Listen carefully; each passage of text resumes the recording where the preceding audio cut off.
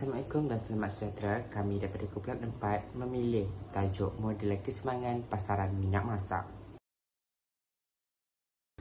Model ini sebenarnya bertujuan untuk mengetahui bagaimanakah keadaan dan bagaimana keluk permintaan dan keluk penawaran berubah jika sesuatu oksigen berubah kepada sistem itu berubah.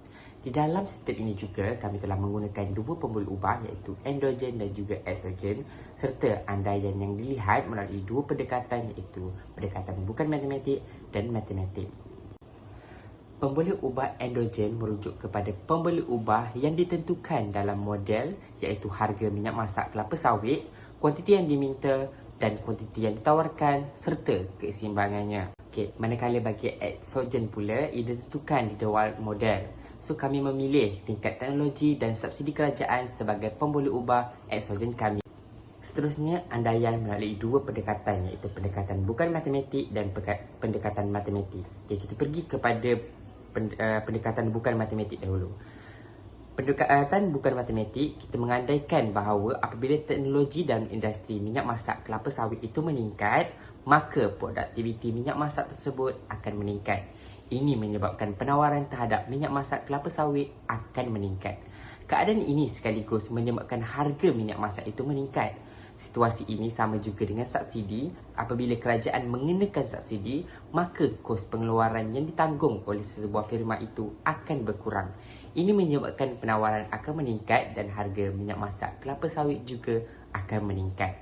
Bagi pendekatan matematik pula, kita akan menggunakan persamaan permintaan dan persamaan penawaran. Apabila permintaan sama dengan penawaran, maka keseimbangan pasaran dapat dicapai.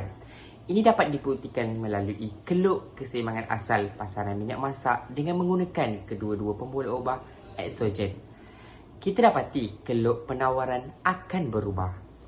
Mari kita dalami model ini dengan penerangan tentang keluk permintaan dan penawaran serta keseimbangannya sebelum dan selepas berlakunya pendekatan teknologi dan subsidi. Seterusnya, pendekatan matematik bagi sebelum subsidi dan perubahan teknologi. Di sini terdapat tiga formula yang akan kita gunakan. Pertama, keseimbangan pasaran iaitu QD sama dengan QS di mana kuantiti diminta sama dengan kuantiti ditawarkan. Kedua, bagi formula permintaan iaitu QD sama dengan A tolak BP. Seterusnya, bagi formula penawaran pula iaitu QS sama dengan N tambah NE. Berikutnya, bagi subsidi dalam pendekatan matematik pula iaitu QS sama dengan N tambah M dalam kurungan P tambah subsidi. Jadi bagi mengetahui jumlah subsidi, formulanya iaitu subsidi per unit didarab dengan Q1. Yang di mana Q1 itu merupakan kuantiti selepas subsidi. Baiklah, kita turut akan lihat pengiraan bagi subsidi yang dinikmati pada pengeluar dan juga pengguna. Bagi pengeluar iaitu subsidi per unit ditolak dalam kurungan P0 tolak P1 kemudian didarab dengan Q1.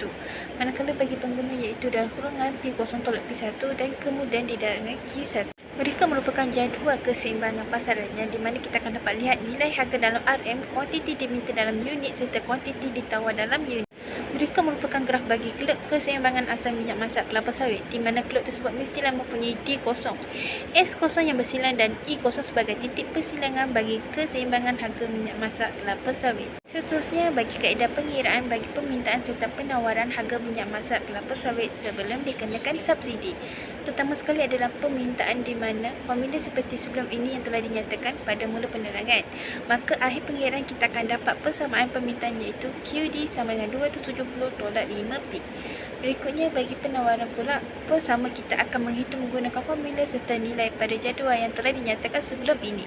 Dan akhir pengiraan kita akan memperolehi persamaan bagi penawaran iaitu QS sama dengan negatif 30 tambah 5P. Akhir sekali kita akan mengira bagi nilai keseimbangan pasaran dengan menggunakan formula yang telah dinyatakan sebelum ini. Dan kita akan memperolehi harga keseimbangan iaitu RM30 dan kuantiti keseimbangan ialah 120 unit. Seterusnya, kita akan lihat keadaan penawaran minyak masak selepas subsidi dikenakan. Persamaan penawaran selepas subsidi ialah sama dengan QS sama dengan N tambah M darab P tambah subsidi.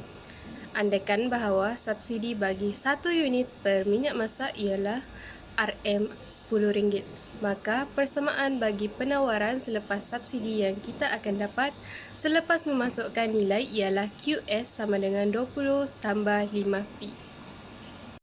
Harga dan kuantiti bagi minyak masak turut berubah selepas subsidi dikenakan. Persamaan bagi keseimbangan pasaran secara umum ialah QD sama dengan QS. Selepas memasukkan nilai ke dalam persamaan QD sama dengan QS, harga keseimbangan baharu pasaran selepas subsidi dikenakan ialah P sama dengan RM26. Kuantiti keseimbangan baharu pasaran selepas subsidi pula adalah seperti berikut.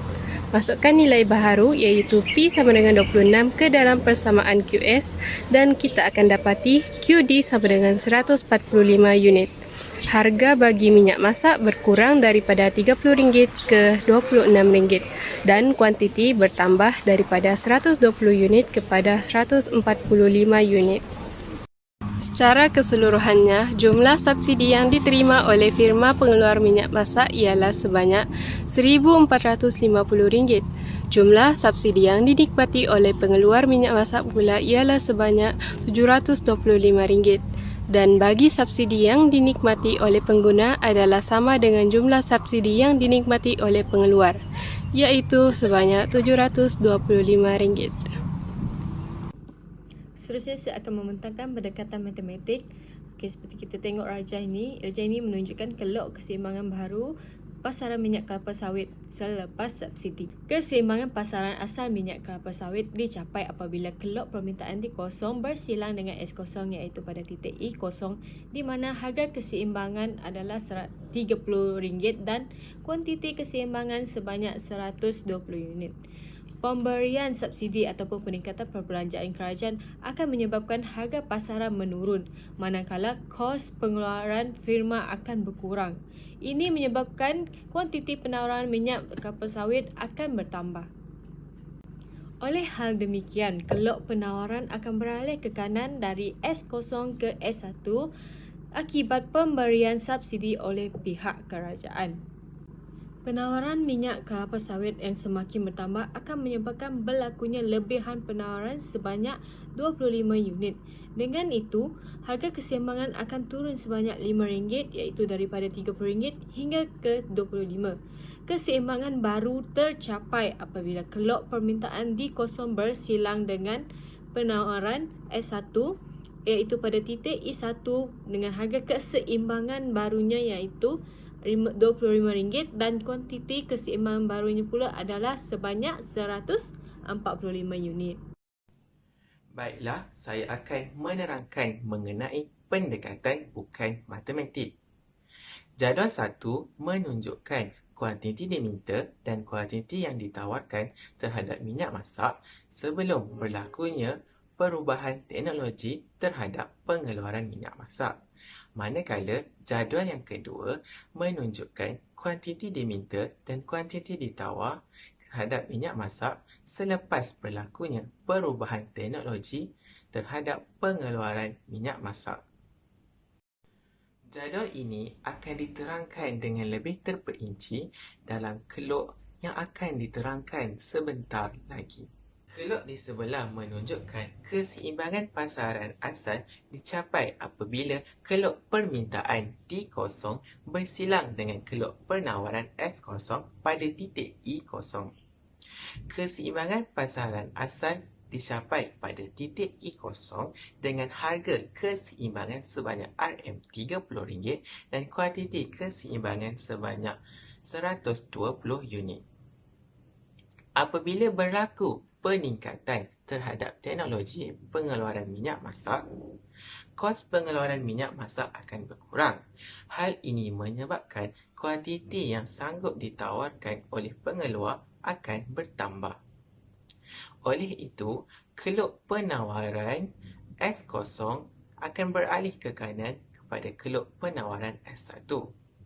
Keseimbangan baharu dicapai apabila kelok permintaan D0 bersilang dengan kelok penawaran S1 pada titik I1.